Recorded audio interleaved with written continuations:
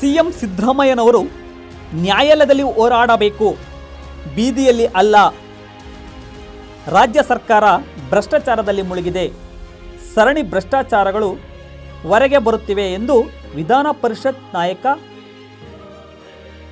ಛಲವಾದಿ ನಾರಾಯಣಸ್ವಾಮಿ ಆರೋಪಿಸಿದ್ದಾರೆ.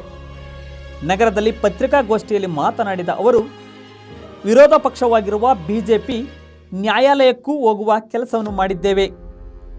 ಹೋರಾಟದ ಹಾಗೂ ಭ್ರಷ್ಟಾಚಾರದ ಮನಗಂಡ ರಾಜ್ಯಪಾಲರು ಪ್ರಾಸಿಕ್ಯೂಷನ್ಗೆ ಅನುಮತಿ ನೀಡಿದ್ದು, ಸಿಎಂ ನ್ಯಾಯಾಲಯದಲ್ಲಿ ಹೋರಾಟ ಮಾಡಬೇಕೇ ಹೊರತು ಬೀದಿಯಲ್ಲಿ ಅಲ್ಲ ಎಂದು ವ್ಯಂಗ್ಯವಾಡಿದ್ದಾರೆ. ತುಂಗಭದ್ರಾ ಡ್ಯಾಮ್ನಲ್ಲಿ ಆಗಿರ್ತಕ್ಕಂಥ ಅನಾಹುತವನ್ನು ವೀಕ್ಷಣೆಗೆ ಅಂತೇಳಿ ನಾನು ನಮ್ಮ ಟೆಕ್ನಿಕಲ್ ಆಗಿರ್ತಕ್ಕಂಥ ರುದ್ರಯ್ಯನವರು ಕೂಡ ಹೋಗಿದ್ವಿ. ಅಲ್ಲಿ ಅದು ಅಳವಡಿಕೆ ಆಗಿರ್ತಕ್ಕಂಥದ್ದು ಇವತ್ತಿಗೆ ಸಂಪೂರ್ಣ ಆಗಿದೆ. ರೈತರೆಲ್ಲ ನಿಟ್ಟುಸಿರು ಬಿಡ್ತಕ್ಕಂಥ ಪರಿಸ್ಥಿತಿ ಇವತ್ತು ಬಂದಿದೆ. ಕೊನೆ ಪಕ್ಷ ರೈತರ ಆ ಸಮಸ್ಯೆಗೆ ಪರಿಹಾರವನ್ನು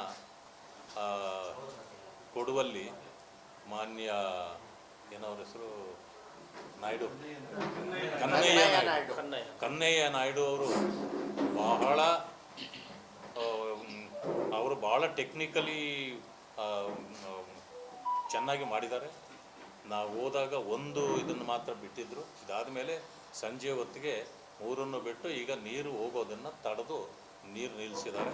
ಆದ್ದರಿಂದ ರೈತರಿಗೆ ಅನುಕೂಲ ಆಗಿದೆ. ಅದರಿಂದ ಅವರಿಗೆ ನಾನು ಧನ್ಯವಾದಗಳನ್ನು ಹೇಳ್ತೇನೆ. ಅದೇ ರೀತಿಯಲ್ಲಿ ಇಲ್ಲಿಗೆ ಬಂದಾಗ ಸಹಜವಾಗಿ ಎಲ್ಲ ಮಠಗಳಿಗೆ ವಿಸಿಟ್ ಮಾಡ್ತಕ್ಕಂಥದ್ದು ಮೊದಲಿನಿಂದಲೂ ನಮ್ಮ ಒಂದು ವಾಡಿಕೆ.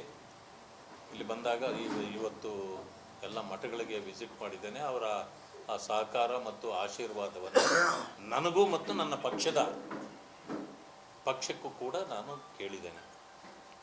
ಭಾರತೀಯ ಜನತೆಗೆ ನಾನು ಕೃತಜ್ಞನಾಗಿದ್ದೇನೆ.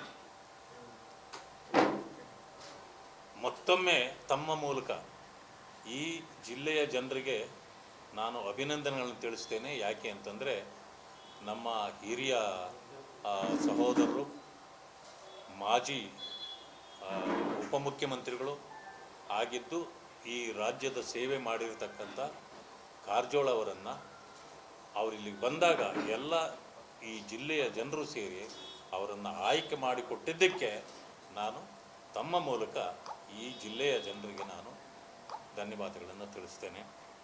ನಮ್ಮ ಜೋಶಿ ಸಾಹೇಬರು ಜೊತೆಗೆ ರಾಜ್ಯದಲ್ಲಿ ನಮ್ಮ ಕಾರಜೋಳ ಸಾಹೇಬರು, ಬೊಮ್ಮಾಯಿಯವರು, ನಮ್ಮ ಪಕ್ಷದ ಅಧ್ಯಕ್ಷರು ವಿಜೇಂದ್ರ ಅವರು, ಯಡಿಯೂರಪ್ಪ ಅವರು, ಹೀಗೆ ಎಲ್ಲರೂ ಕೂಡ ನನಗೆ ಒಮ್ಮತದಿಂದ ನನ್ನನ್ನು ಆಯ್ಕೆ ಮಾಡಿದ್ರು. ವಿಶೇಷ ಅಷ್ಟೇಯನ್ನು ನನ್ನ ಬಗ್ಗೆ ತೋರಿಸಿದ್ದು ಕಾರಜೋಳವರು.